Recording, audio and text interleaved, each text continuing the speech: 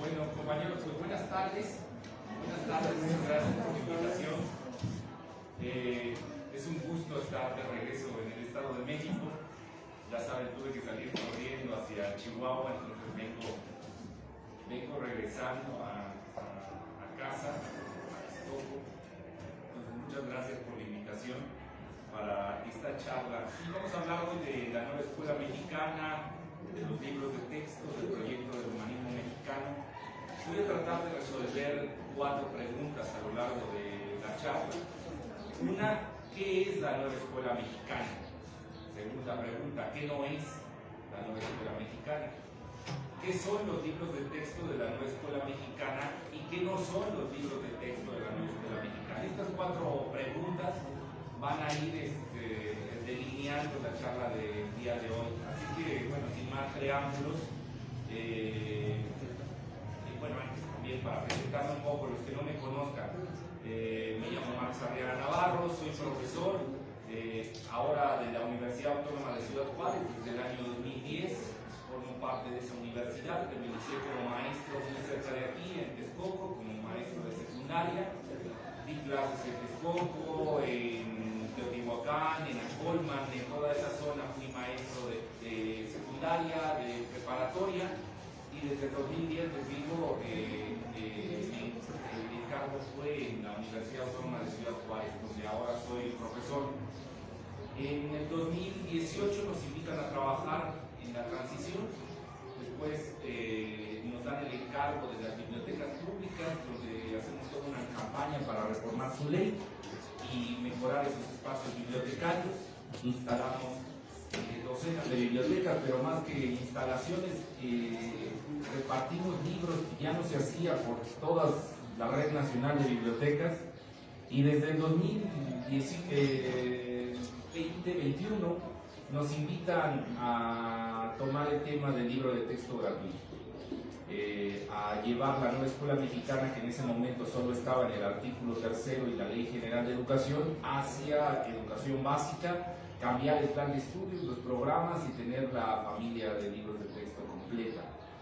El encargo terminó el 13 de febrero, cuando me señalan que debo de retirarme de la institución, y dejamos como trabajo 107 materiales, 107 libros que van desde preescolar hasta telesecundaria. Por primera vez en la historia se tuvo la familia completa, no solo de algunos años, sino se terminó el encargo. También se entrega el plan de estudios, los programas de la nueva escuela mexicana, de lo que vamos a hablar hoy. Bueno, ya con ese preámbulo, hablemos qué es la nueva escuela mexicana. Bueno, la nueva escuela mexicana, primer tópico, es una educación alternativa. Y esto debemos tenerlo claro. La nueva escuela mexicana no nace como una continuidad a la Agenda 2030. No nace sobre las políticas internacionales que se habían centrado en el constructivismo con un perfil en competencias. Es decir, la línea de la nueva escuela mexicana no es continuar lo que la OCDE le marca a los países en vías de desarrollo, la formación de capital humano para tener obreros, mano de obra calificada pero mal pagada. No, la nueva escuela mexicana resulta una educación alternativa. ¿Es alternativa a qué cosa? Al modelo neoliberal. Entonces debemos tenerlo claro. La nueva escuela mexicana plantea una educación alternativa que contempla la Agenda 2030, que contempla cuáles son las políticas que la OCDE, que la UNESCO, que el Banco Mundial, que el FMI le han planteado a los países en vías de desarrollo, y genera un contradiscurso, genera un contrapeso. Lo que busca la nueva escuela mexicana no es la formación de obreros, lo que busca es la formación de ciudadanía crítica. Ahorita hablaremos de ello. Entonces, primer punto, la nueva escuela mexicana es educación alternativa. Dirán los que conozcan de la historia del país y de los movimientos alternativos y popular, pero la nueva escuela mexicana, ¿en qué momento encaja de esa lucha alternativa? Porque no es el primer eslabón la nueva escuela mexicana. Debemos trazar sus orígenes desde el normalismo rural, en donde a través de las escuelas normales intentaron algunos institutos, algunos grupos de profesores dar una educación distinta a la que el Estado pedía. ¿Qué pedía en ese momento el Estado? Un ciudadano sumiso, un ciudadano que aceptara que el México en ese momento era el mejor México posible, que esa división en clases sociales era la única manera de organización social que teníamos, y desde ese primer eslabón del normalismo rural empiezan todas unas luchas, muchos eslabones más de educación alternativa. El Estado de México es buena prueba de ello, con la cantidad de escuelas populares, secundarias populares, preparatorias populares que se instalaron y que siguen luchando por una educación alternativa, alternativa a las presiones internacionales, a las presiones de la Coparmex por la formación de obreros sumisos. Entonces, la nueva escuela mexicana es un discurso alternativo. 2. ¿Qué más es la nueva escuela mexicana? Si no es la formación de obreros, ¿qué sí es? Bueno, pues es la formación de ciudadanos críticos e insurgentes. Vamos a desarrollarlo. ¿Qué es un ciudadano crítico? El ciudadano crítico es aquel que toma conciencia de que no vivimos en un mundo donde haya oportunidades para todos. Es el ciudadano que reconoce que hay injusticias y desigualdades estructurales en este sistema y que en ese reconocimiento sabe que necesita resistir, que necesita organizarse para hacerle frente a esas desigualdades y a esas injusticias. Ese es un ciudadano crítico. Entonces, la nueva escuela mexicana se centra en la formación de ciudadanía crítica, en un ciudadano que cuando sale a la calle observa que lo que está observando no es el mejor México posible, que hay mejores Méxicos que el que está viviendo, y que esas injusticias que ve todos los días no las va a poder resolver él solo. Ya las contempló, ya vio que no es justo que no todos tengan el derecho a agua potable, o el derecho a tener un centro de trabajo digno, o una habitación, un lugar donde residir digno, o alimentación digna, o educación digna. Reconoce esas injusticias, pero también reconoce que él solo no va a poder enfrentarlas, así que se organiza como un ciudadano insurgente, es decir, un ciudadano que asume desde la insurgencia, que asume que hay unas injusticias que solo se resolverán con una organización, con un colectivo organizado que le haga frente a esas injusticias.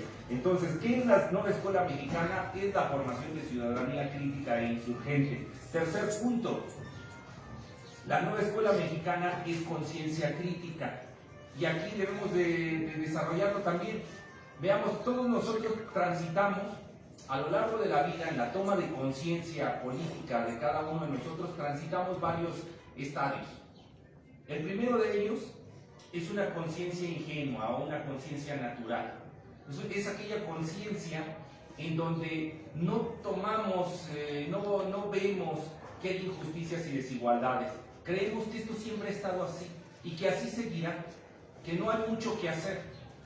Esa conciencia ingenua los medios de comunicación nos la promueven, también la educación pública y privada la promueve, hacer que el sujeto sea apático, que no vea los problemas sociales. En especial a través del individualismo y la meritocracia se va formando esa conciencia ingenua. Pero después de ella puede ser el sujeto, si empieza a enfrentar injusticias o si tiene la suerte de caer en un centro cultural como este, o estar formado en la educación pública en un centro escolar popular alternativo, o que tenga un maestro que lleva una formación y que tiene cierta conciencia de clase. Si corre con con esa suerte, el sujeto va transitando de una conciencia ingenua a una conciencia ampliada. ¿Qué es la conciencia ampliada? Es la persona que reconoce que hay injusticias y desigualdades, que ve en la calle y dice, híjole, qué mal que no todos tengamos la oportunidad de tener agua potable, o tener una casa donde vivir, o tener un trabajo que pague una relación laboral digna. Sí, pero en esa conciencia ampliada el sujeto dice, sí, pero la vida es así, aquí nos tocó vivir. Y asume que, aunque le indigna esa situación, aunque le molesta, él asume que no puede hacer nada para cambiarlo. Esa es la conciencia ampliada. De ahí transitamos a una conciencia crítica. La conciencia crítica que implica la organización. O sea, sin duda, ya tomó el sujeto desde la conciencia ampliada, reconoció que hay injusticias y desigualdades, pero ahora quiere enfrentarlas, porque entiende que el progreso no es esto. El progreso no es tener un coche, o tener una casa, o tener, no sé, una mansión. No, eso no es progreso, eso es consumismo. El progreso es la cancelación de las injusticias. Es decir, este país progresó cuando transitamos de un espacio donde había una injusticia como que no todos tuviéramos agua potable, el derecho al acceso al agua potable, pues Ciudad Neza, o Texcoco, o Chimalhuacán, o San Vicente progresa porque resulta que ahora todos tenemos acceso al agua potable. El país progresa cuando reconocemos que no todos, hay una injusticia instalada, no todos podemos tener una jubilación digna o un trabajo digno, y entonces organizados luchamos y logramos cancelar la injusticia de tener jubilaciones desiguales o contratos de trabajo precarios. Progresa el país.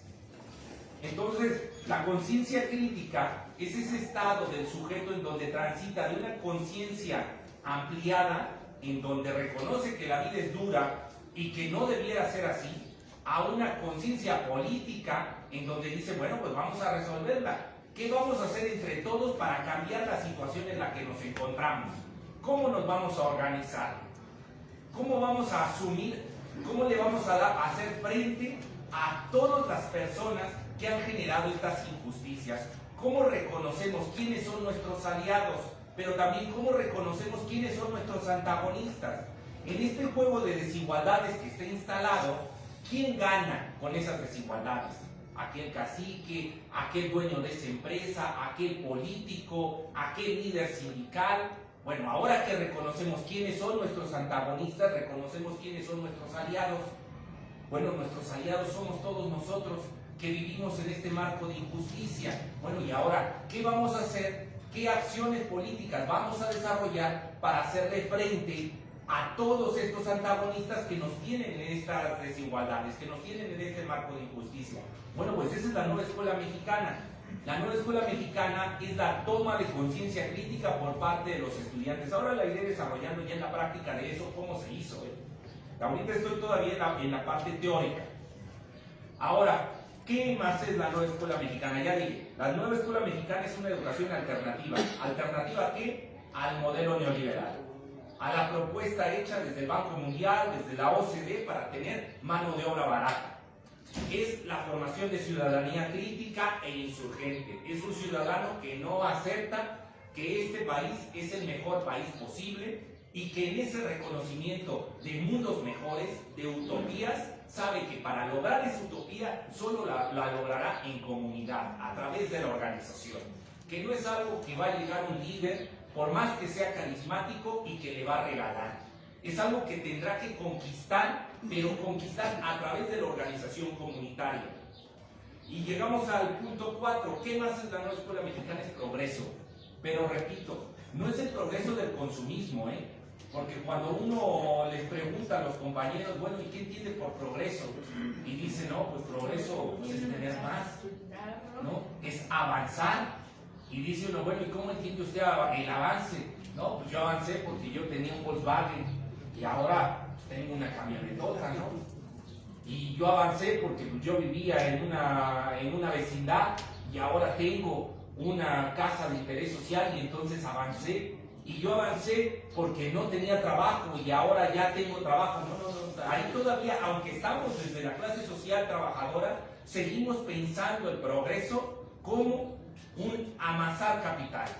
Entonces la nueva escuela mexicana no ve el progreso como un avance en el consumismo, no, justamente es hacer contrapeso y dice el progreso que es la cancelación de injusticias. O sea, no es el tener más, sino es el cancelar el marco de injusticias en donde estamos. Ahora, ¿qué injusticias tenemos que nos rodean? Pues hay de todo tipo.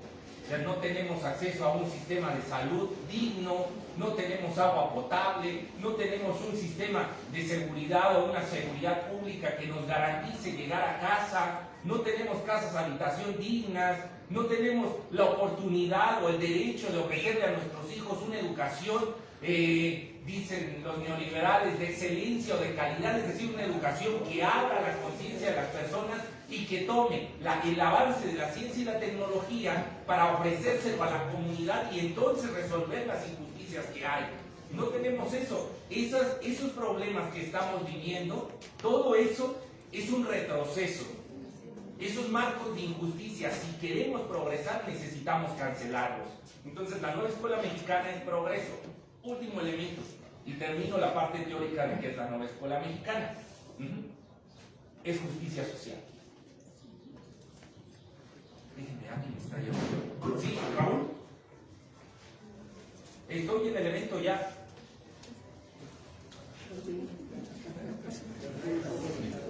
El compañero Raúl, que es el que al parecer es uno de los organizadores, me anda busqui. Sí, la nueva escuela mexicana es justicia social. Y esto también tenemos que entenderlo claro, porque por muchas décadas, en especial de los años 80 para acá, la educación pública se vio como un servicio, como un privilegio. Hemos escuchado muchas veces frases como estas: si quieres invertir, la mejor inversión es invertir en la educación de tus hijos. No. La educación no es un privilegio, ni es un servicio. La educación es un derecho. Y el Estado está obligado a ofrecer ese derecho a todos los ciudadanos, no solamente a los que viven en zonas urbanas, o los que viven en zonas urbanas de clase media o de clase alta, a todos. A todos. Hoy la educación no es un derecho. Hay comunidades que nosotros sabemos, que dice el Estado: no, bueno, pues es que viven muy pocos en ese pueblo, ¿cómo voy a tener aquí una preparatoria? Le estoy perdiendo. Si quiere usted ir a la preparatoria, bueno, va a tener que bajar a la cabecera municipal. ¿Quiere tener una educación primaria, una educación preescolar regular? Es decir, con los servicios que ellos entienden completo, con un director, con un maestro, con un intendente, con un psicólogo, pues va a tener que ir a una capital o pagársela. Va a tener que pagar la educación privada.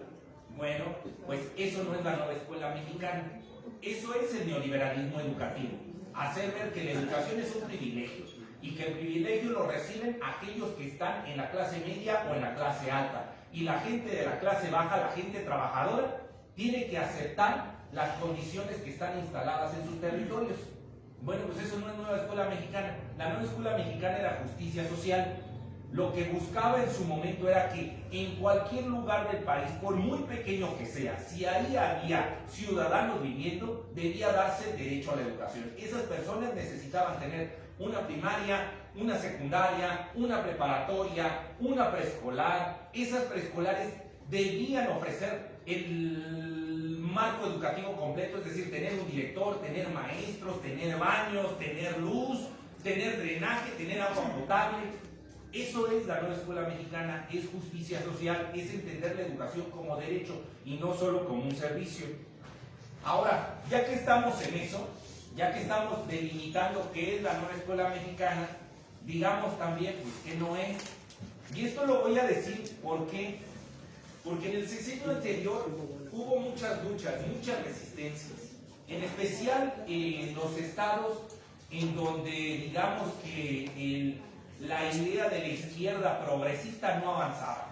Aquellos estados conservadores, aquellos municipios conservadores, aquellos que estaban instalados en las ideas de clasismo, de meritocracia, instalados en el neoliberalismo educativo, aquellos estados, aquellos municipios, casi no avanzó la nueva escuela mexicana. Pero había esa resistencia, ¿no?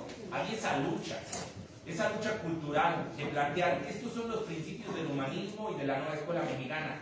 ¿Cómo vamos a hacer que lleguen al Estado de México, a Chimalhuacán, a Ciudad Neza? Pero hoy esos principios se han ido diluyendo. Y hoy algo que el sexenio anterior veíamos como imposible, pero imposible. Por ejemplo, ustedes sabían, había una lucha frontal entre presidencia y la Coparmex. O sea, nuestro anterior presidente sentarse con Bimbo o con Coca-Cola o aceptar que la OCDE o que el FMI llegara a imponerle, no. Presidente, había una lucha frontal contra todos esos grandes capitales, ¿no? Contra Grupo Bayeres, contra Salinas Pliego, contra todos aquellos que lucraban de alguna manera con el trabajo del pueblo. Había una lucha. Pero hoy han cambiado las cosas y hoy vemos, bueno, solo para plantearles las luchas del sexenio anterior. Por ejemplo, el sexenio anterior, cuando recibimos la Dirección de Materiales Educativos o la Secretaría, había muchos contratos ya firmados. Por ejemplo, con revistas como Letras Libres o Nexos, que teníamos que comprarles todo su material.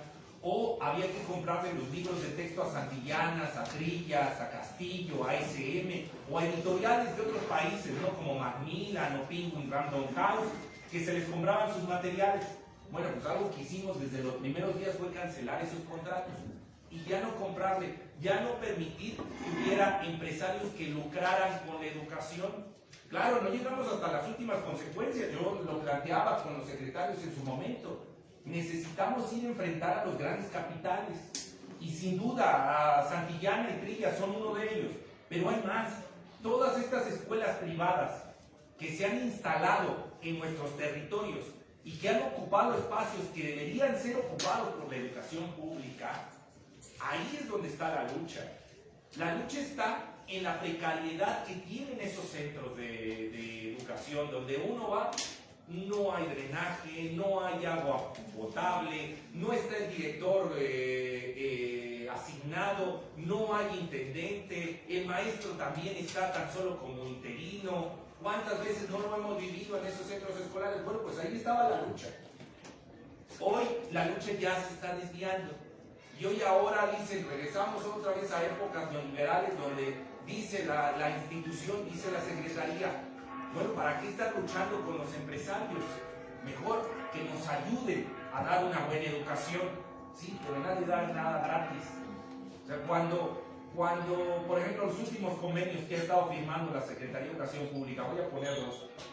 Uno, Avon, sí, Grupo Natura, Avon, los de los cosméticos. Resulta que hacen un convenio con UNESCO y le dicen, eso pasó hace 2 meses, 3 meses. Y dicen, ¿y si nosotros damos alfabetización? Porque México está muy mal en alfabetización. Y si en lugar de que lo hagan los maestros, pagándoles bien a los maestros, dándoles las condiciones para que se den los procesos de alfabetización, ¿por qué no mejor se lo damos a Avon y que Avon empiece a desplegarse? Además, pues ya lo conocen en todo el país, y pues que ellos den los cursos de alfabetización. Bueno, pues eso pasó. ¿Qué pasó ayer? Ayer Colgate le dice a la Secretaría de Educación Pública, te voy a regalar 4 millones de cepillos de dientes, y hace la donación. Y uno dice, no, pues que a todo dar, no son estos empresarios responsables, nadie da nada gratis. ¿A vos qué quiere? O sea, ¿por qué quiere dedicarse a la alfabetización? Quiere que le abra el Estado las puertas y dice, mira, yo ya te ayudé, no, ahora ayúdame a mí. ¿Qué quieres que te ayude? Pues esto que te estoy dando, dedúcemelo de impuestos. ¿Qué más quiero? Pues todos estos trabajadores que ahora que quieren seguridad médica, les aumente el salario, o quieren jubilarse, o quieren un contrato colectivo donde se reconozcan. No, pues ayúdame a que no avance su lucha. ¿Qué más quiero como abono? Quiero llegar a Chimalhuacán. Bueno, no va a ser Chimalhuacán ni Ciudad Mesa porque casi no tenemos ya agua. Ya no hay mucho que sacarle a estas tierras. Pero habrá otras donde sí la hay. Y dice, quiero llegar y poner aquí mi maquila y extraer todo el agua que yo quiera sin que nadie me lo prohíba. Pues para eso se acercan a la Secretaría de Cultura y a la Secretaría de Educación para hacer los lobbies. Llamamos eso lobby. ¿El lobby qué es? cuando llega un empresario o el representante de un empresario a hablar con un político y le dice: necesito que reformes la ley, necesito que cambies la administración pública para que me beneficies, yo te voy a dar esto. Muchos de esos lobbies se hacen comprando a diputados y senadores para que modifiquen las leyes, comprándolos directamente a los servidores públicos. Otros, más sutiles, lo hacen como lo está haciendo Avon: yo te ayudo a alfabetizar, tú me das contratos para la extracción de agua. Yo te ayudo a alfabetizar, tú me das contratos para utilizar la tierra y no pagarte impuestos. Tú me das contratos, yo te alfabetizo, tú me permites no pagarle lo justo a esos trabajadores. Lo mismo Colgate, todas las transnacionales son iguales. Esos 4 millones de cepillos de dientes no van gratis, van a hacer que el Estado les dé algo a cambio, ya sea que les deduzcan impuestos o, lo más importante, lo que ahora todo el mundo está luchando en estas transnacionales: el agua. Todos quieren contratos de agua, todos. Entonces, hay que decirlo, que la nueva escuela mexicana no es ese neoliberalismo educativo. Entonces, hoy hay una lucha al interior de lo que es la 4T por ver cómo convierten el humanismo mexicano y la nueva escuela mexicana en un eslogan, solamente en una marca para que las personas que no conozcan de política, que no tienen formación política, digan: no, yo confío que si ya dice humanismo mexicano, aquí deben de estar formando ciudadanos críticos. No, aquí es una tapadera. ¿Es tapadera de qué? De esos empresarios de allá que están lucrando con la educación, que utilizan de pretexto la educación para sacar sus contratos, para deducir impuestos, para abusar de los trabajadores, para abusar de la tierra. Entonces diré 5 elementos de que no es. Primero, la nueva escuela mexicana no es una educación tradicional. Yo fui formado en esa educación tradicional igual que ustedes. Vamos a recordar un poco. ¿A qué íbamos a la escuela? A pasar un examen, ¿sí o no? Porque con esa certificación, es decir, si nosotros sacábamos la primaria, la secundaria, la preparatoria, la promesa es que uno iba a tener mejores empleos. Por eso mi padre me mandaba muy emocionado. Él era sindicalista y decía: tú tienes que ir a la escuela, hijo. Yo solo llegué hasta la secundaria, pero tú tienes que aprender más, porque eso te va a sacar de la pobreza, así ya no vas a sufrir como yo. ¿Y qué creen? ¿Qué creen? Mi abuelo fue más agua. Mi abuelo aprendió a hablar español con mi madre, que era maestra de preescolar. Ella le enseñó a escribir y a leer. Hablaba español, ¿no? Pero bueno, lo alfabetizó. Y mi abuelo tuvo 12 hijos. 12 hijos, trabajaba todos los días, desde las 5 de la mañana a 6, 7 de la noche, que entraba, era campesino, trabajaba en el campo, y resulta que todo ese trabajo solo le alcanzaba para darle a comer a sus hijos, medio vestir y un poco de educación. Después mi padre se va de San Felipe del Progreso, de San José de Rincón, o sea, del otro lado del Estado de México, y migran a Texcoco. Él estudia ya hasta la secundaria, mi padre. Entra a trabajar como obrero a Comisión Federal de Electricidad. Tiene 3 hijos. Bueno, va a tener más, digamos, contentos. Tiene 3 hijos. Igual, trabajaba desde las 5 o 6 de la mañana hasta las 6, 7 de la noche. Y al igual que mi abuelo, le alcanzaba para medio darle de comer a sus hijos, darles un techo y darles un poco de educación.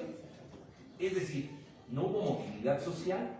De hecho, el terreno del abuelo es mucho más grande que el de mi padre. O sea, mi padre solo le alcanzó para tener una casa, construir, o sea, hacerse de una propiedad de unos 140 metros cuadrados. En cambio, el abuelo tenía 3 hectáreas de terreno en el campo, con 12 hijos, sin educación.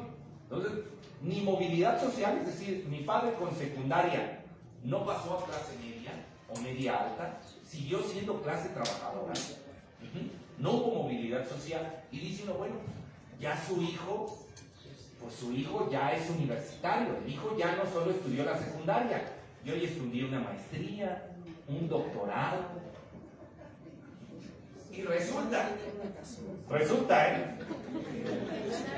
y aquí muchos maestros se están viendo reflejados, porque dicen, sí, es que es así, no hay movilidad social. O sea, nosotros ya tenemos títulos universitarios, y ¿saben qué? Lo que tenemos es una hipoteca. Porque ni siquiera tenemos esos 200 metros, 140 que tuvo mi padre, los pagó al chachace, y yo lo tuve que hacer con una hipoteca que aparentemente voy a pagar en 35 años, que cuando vas al banco y le dices, oiga, ¿y cómo voy? Y ya se hizo uno a la idea que pues uno la va a heredar, porque resulta que todavía hay ahí unos lineamientos, unas letritas que dicen que la deuda es mía, y el día que muera le voy a heredar el terreno y ahí va a zanjar la deuda. Es decir, y entonces es la única como alegría que tiene uno, que el día de mañana cuando muera le dejará al hijo la deuda. En algunos casos hasta la deuda. Entonces, no, la nueva escuela mexicana no es esa educación tradicional.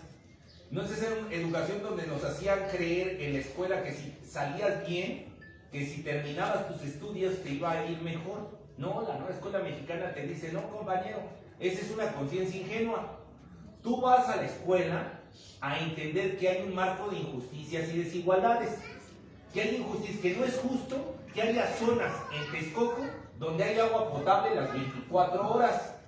Mientras que hay otras zonas en Texcoco, que es cabecera municipal, donde solo una vez a la semana les dan agua potable.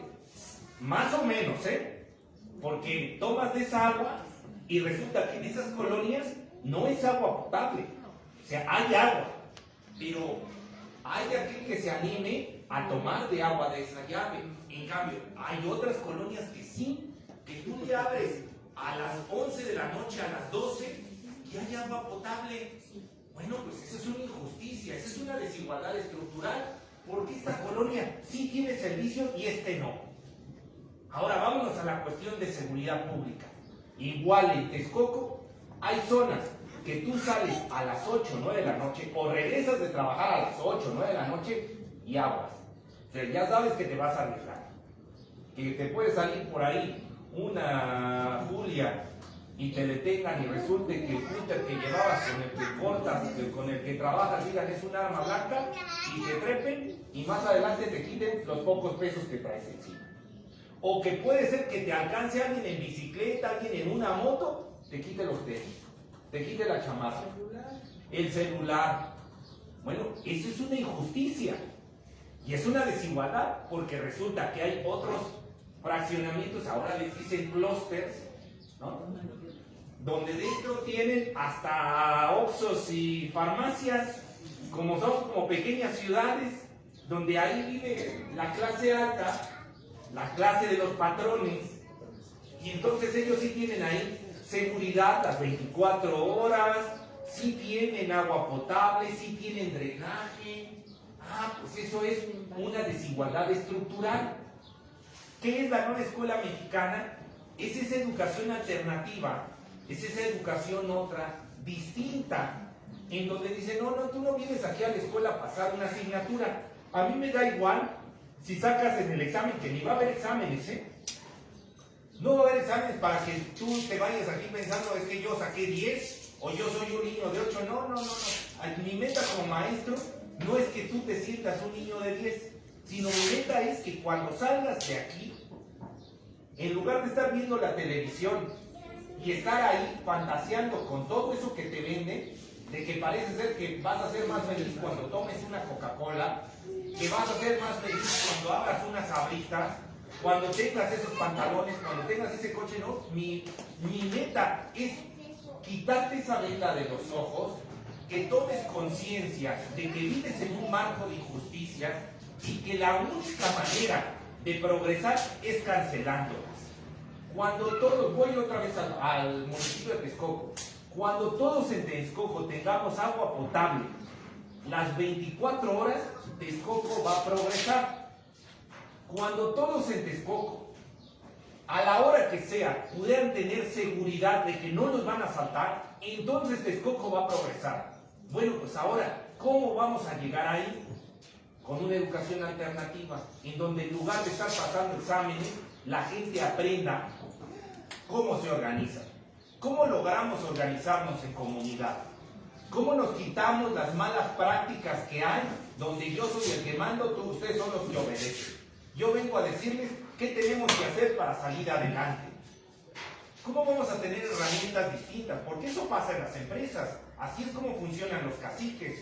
Yo tengo dinero, así que tú vas a hacer lo que yo te diga. Y en nuestras organizaciones, como no nos han enseñado de otra manera, porque no fuimos a una educación alternativa, creemos que esa es la única manera de organización. Entonces aceptamos que lleguen líderes que nos digan la manera en cómo vamos a salir adelante es que me hagan caso.